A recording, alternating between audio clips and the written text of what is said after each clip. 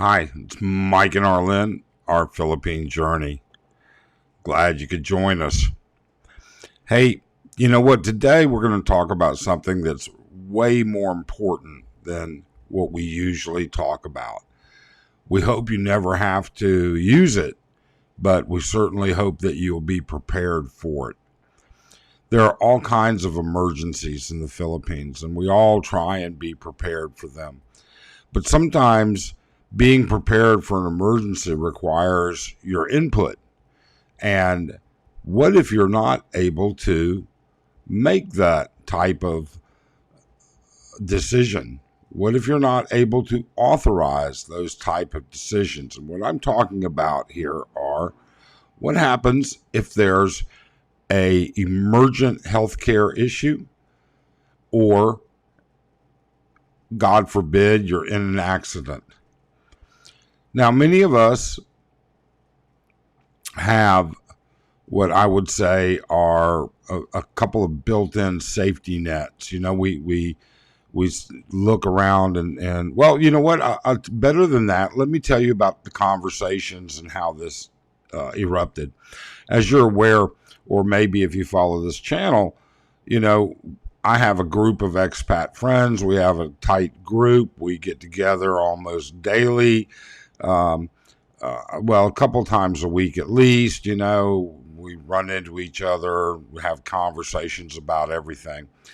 And one of the things that we've often talked about, but we've never committed to take care of, and we've now made a decision we're going to, is the simple fact of what happens if I'm in an accident and I can't communicate?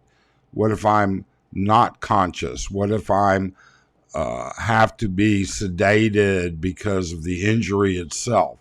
What happens? How does this process work with result to what the hospital will do? Because as you know, here in the Philippines, if you don't have a method to identify payment, treatment is withheld.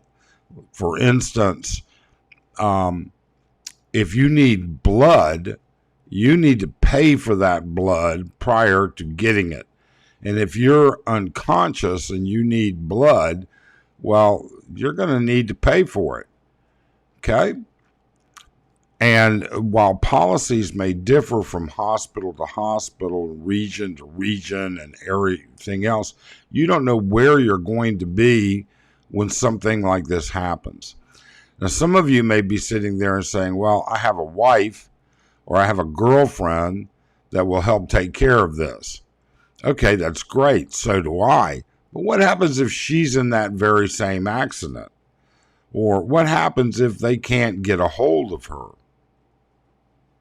This is difficult, very, very difficult. Our recommendation and what we came up with, talking amongst 5 different guys and all of us looking at different things, and all pretty smart guys, is that because it's so different in the U.S., you have to take some proactive,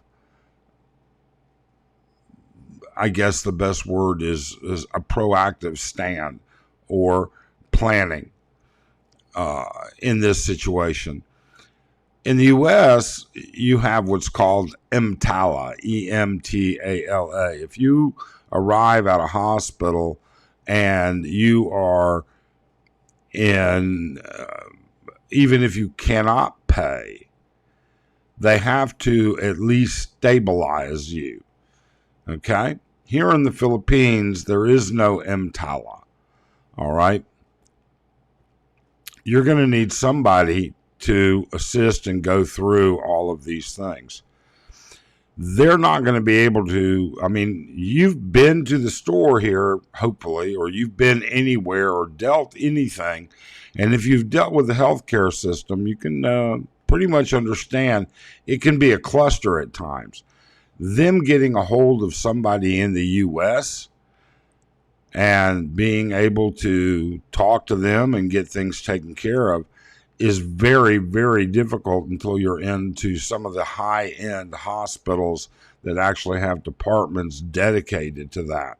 Like at St. Luke's, they have a dedicated department for delivery of care and for trying to get in touch with certain things, certain people. In smaller hospitals, they don't. So what happens if you're going down the road and you have a heart attack? What happens if you're out and you just collapse? What's going to happen? Well, what we've decided is we're going to make up some cards. All right? We're going to print them up, cut them up, easy enough to do on a printer. All right? And we're going to include emergency contact information that's local.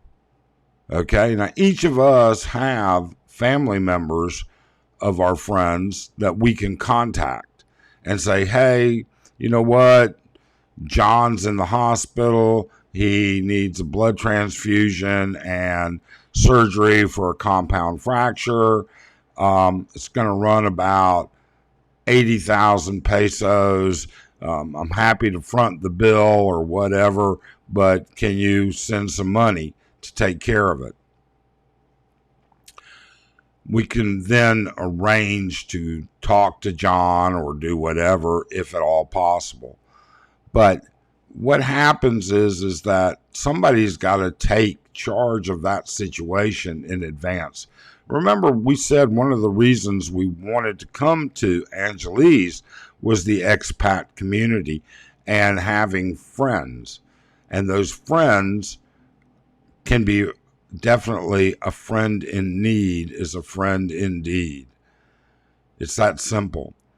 So on that contact list, we're going to have all of our numbers so that should John need help, the hospital, let's say John's incapacitated, they're going to go through his information in his wallet and they're going to say, oh, look, this is who we're supposed to contact. And there'll be 4 people on that list in that card, and it'll include our phone numbers, and they can contact us. They can either text us, they can call us, and they can WhatsApp us. All right, we all work in those 3 methodologies. My suggestion is to make sure that everybody works at least on a text basis, because that's what you're going to find most common. So you would receive a text from the hospital saying, give us a call, we found your number and so is here. In addition to that, then, you've got your number and let's go back just a second and let's talk about the fact that, oh, I have a wife, that's who I want on there. Well, sure, but what happens if she's in an accident and you are in that same accident? There's nobody to contact. And then if you're in the province, exactly how much access to your financial information and well-being does anybody else in the province has? Not only that, I know many people whose wives and long-term girlfriends don't have access to significant amounts of money in their accounts. Now, for Arlene and I, that's a different story. And for you, that may be a different story as well.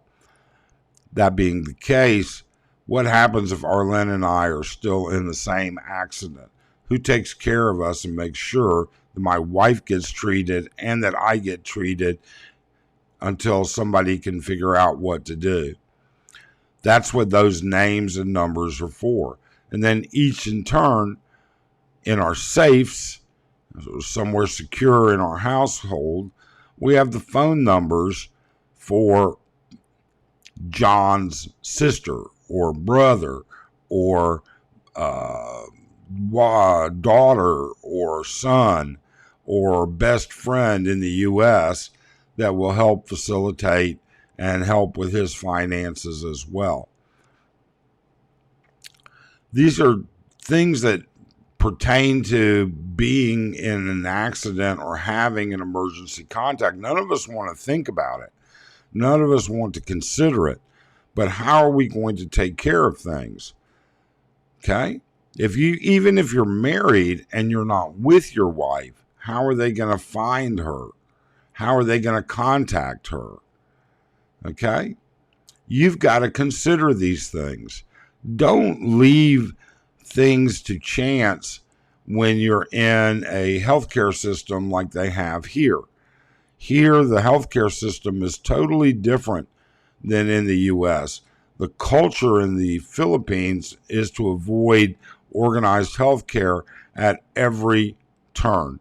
They will avoid going to the hospital or the doctor as often as possible because of the restrictive covenants of payment up front, non-insured, no insurance accepted, and pay as you go at that hospital. I mean, recently, Arlen's father was in the hospital and needed blood transfusions. And we had to buy the blood before they would give it to him. Okay? Even though we had a hospital bill churning and churning and churning, okay? And charges mounting on daily labs and things like that. They weren't going to give him blood until we could pay for that blood. And in fact, in our particular instance, we actually had to pay people to go donate blood because they aren't going to give you blood if they don't have it. So how do you take care of these things? You've got to have friends that will help you. You've got to have some sort of an emergency backup. I'm not saying that this system will work for everybody. You may live somewhere where you just don't have friends. We have, you see bloggers all the time that live very isolated lives in the province. How you do it is up to you, but do it. Find a way to do it. It doesn't take anything to get that information together, go to a print shop, have them print it all out, and then have them laminate it and make it wallet sized and it fits in your wallet for somebody at that hospital to find. Be prepared for the unexpected and take into account that even the simplest things that you take for granted in your home country may not apply here. So you've got to be able to take care of that. Now, we're not going to get into insurance and payment and everything that goes along with that. That's a totally different story. But one of the things that does come up is the vast majority of foreign expats that we know do not carry insurance here. They either rely on their TRICARE for the veterans that have TRICARE for life, or they rely on an emergency fund in their bank account in case, but somebody's got to be able to access that. Somebody's got to say he's going to pay for it. Somebody's got to arrange a conversation. And that is what I'm talking about. And if they can't get a hold of somebody, what happens? I can't tell you exactly what the policy will be at every healthcare institution, but I can tell you, you hear about it all of the time, where people can't get treatment until they pay up front. We had a friend who's since passed away, but his girlfriend had a sister who actually died on his couch. She had an infection from an accident in her leg and became septic. She refused to go to the hospital because she couldn't pay. And nobody knew, apparently, how bad it was. They didn't understand septicemia or being septic or anything like that. And she actually passed away on his couch. it's something that's very, very desperate, and it's something that you need to absolutely take care of. Have emergency contacts, have systems in place to take care of your incapacitated self should it happen. Thanks. We hope you're having a great day. Please do subscribe and hit that thumbs up.